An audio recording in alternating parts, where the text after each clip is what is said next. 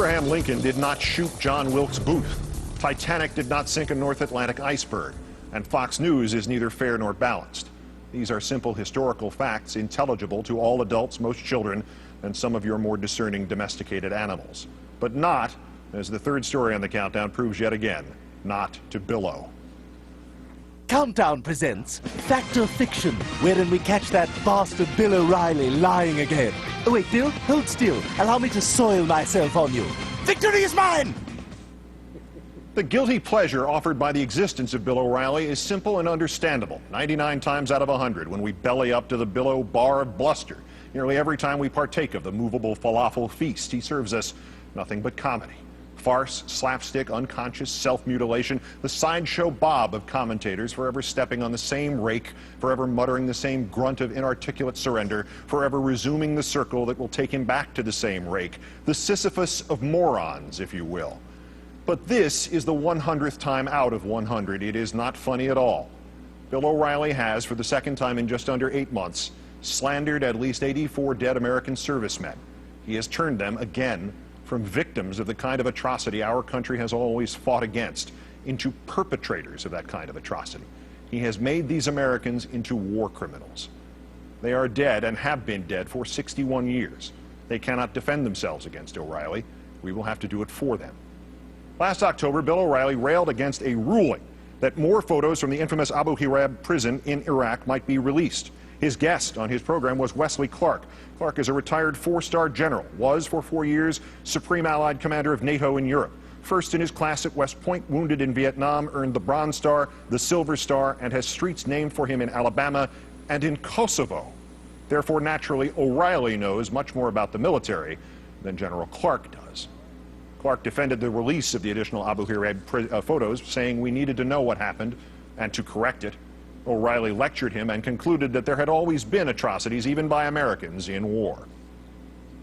General, command. You need to look at the Malmedy massacre in World War II in the 82nd Airborne. It was a remarkable mistake. The Belgian town of Malmedy did lend its name to one of the most appalling battlefield war crimes of the 20th century. But O'Reilly's implication that the Americans committed it was entirely backwards. Americans, most of them members of Battery B of the 285th Field Artillery Observation Battalion, surrendered to German panzer troops and were then shot by their captors from the SS.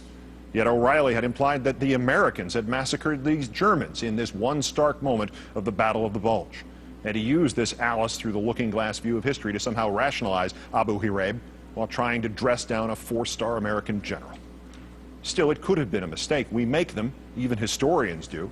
O'Reilly had not explicitly called the Americans the war criminals of Malmedy. Our troops, too, were accused of crimes against prisoners in the Second World War. It was assumed last year he had simply made a foolish error, and though he got beaten up appropriately in some places, it was all largely dismissed as merely that, a mistake.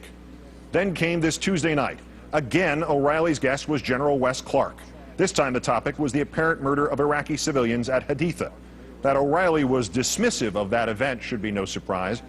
That he should have described as the real crime of Iraq the events of Abu Ghraib should be no surprise to those who know of his willingness to jettison his most important beliefs of yesterday for the expediencies and the ratings of today. But that he should have brought up Malmedy again, that was a surprise.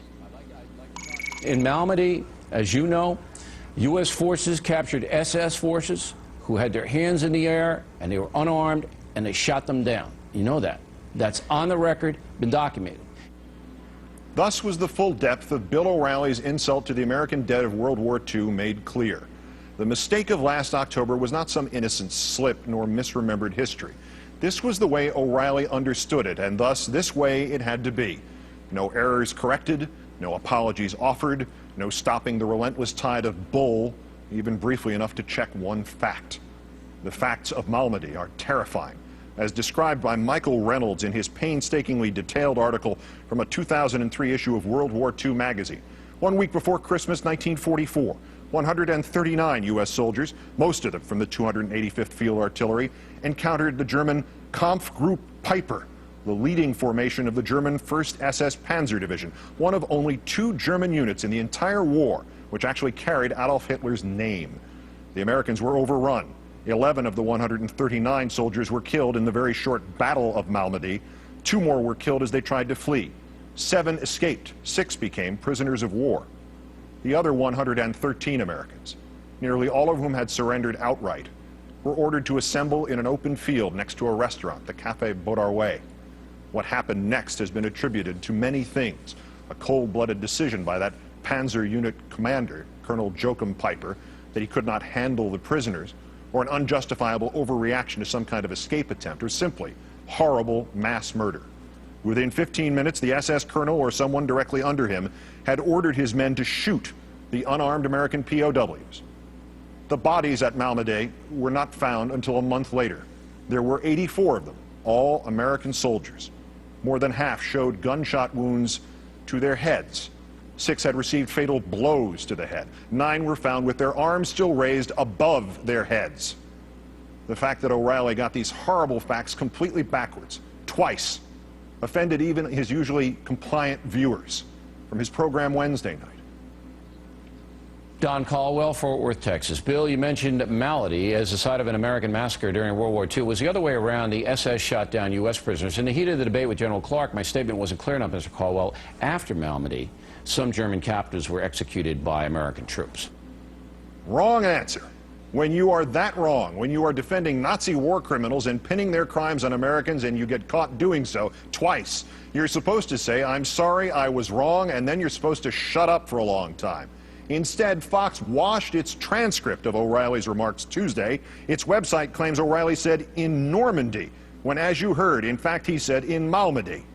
The rewriting of past reporting worthy of George Orwell has now carried over into such online transcription services as Burrell's and Factiva. Whatever did or did not happen later in supposed or actual retribution, the victims at Malmedy were Americans, gunned down while surrendering by Nazis in 1944, and again Tuesday night and Wednesday night by a false patriot who would rather be loud than right. In Malmedy, as you know, Bill O'Reilly said on the air Tuesday night in some indecipherable attempt to defend the events of Haditha, U.S. forces captured SS forces who had their hands in the air and were unarmed, and they shot them dead. You know that. That's on the record and documented. The victims at Malmedy in December 1944 were Americans. Americans with their hands in the air. Americans who were unarmed. That's on the record and documented. And their memory deserves better than Bill O'Reilly. We all do.